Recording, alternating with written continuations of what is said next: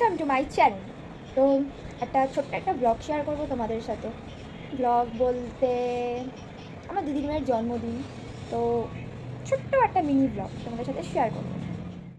এখন দুপুরবেলা, আমাদের সকাল থেকে আমাদের কালকে রাতের থেকে নিমন্ত্রণ, তো আমরা যাইনি আর কি, কালকে রাতে একটা ঝামেলা হয়ে গেছিলো বলে যাইনি।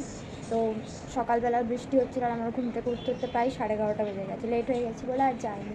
তো এখন স্নান টান করে স্নান টান করা কমপ্লিট। এখন পুষ্কুকে গিফট দিতে যাব, কারণ রাত্রেবেলা প্রচুর ভিড় হয়ে যাবে, প্রচুর লোকজনের নিমন্ত্রণ আছে। তো যাব এখন পুষ্কুকে গিফটটা দিয়ে আসি। চলো দেখতে থাকো। Thank you.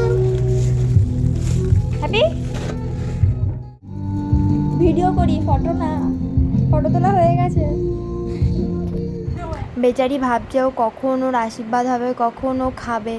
বেচারির খিদে পেয়ে গেছে, তার মধ্যে এত গরমে এরকম একটা জামা পরে আছে। তারপরে আশীর্বাদ সবার হয়ে গেছে, সবার ভিডিও আমার করা হয়নি। তো আমার ভিডিওটা দিদি করে দিচ্ছিল আমি যখন ওকে আশীর্বাদ করছিলাম। তারপর ওকে আবার ওর গিফট তুলে দিলাম হাতে।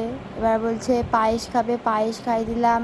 আবার ওখানে একটা রেড মিষ্টি ছিল আপেলের মতো, ওটাই ওর খুব পছন্দ। সবাইকেই বলছে আমি ওই মিষ্টিটাই খাবো। আমাকেও বলেছে ওই মিষ্টিটা খাবে, আমি ওই মিষ্টিটাই খাইয়ে দিলাম।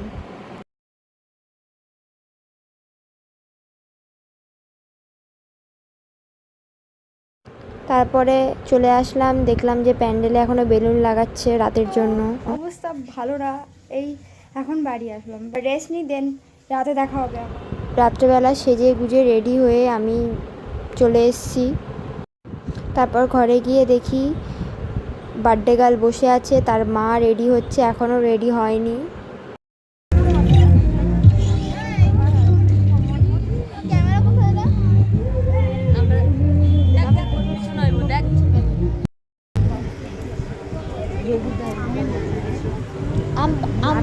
আমের আরে কি বলে ওটাকে।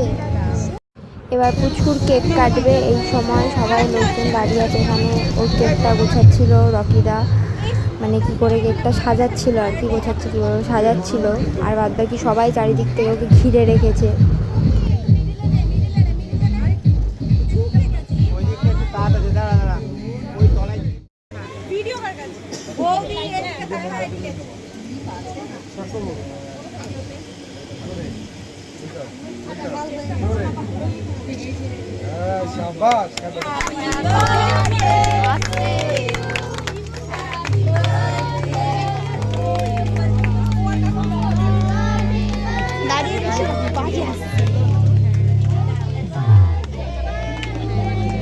এই মাথা ছাড়া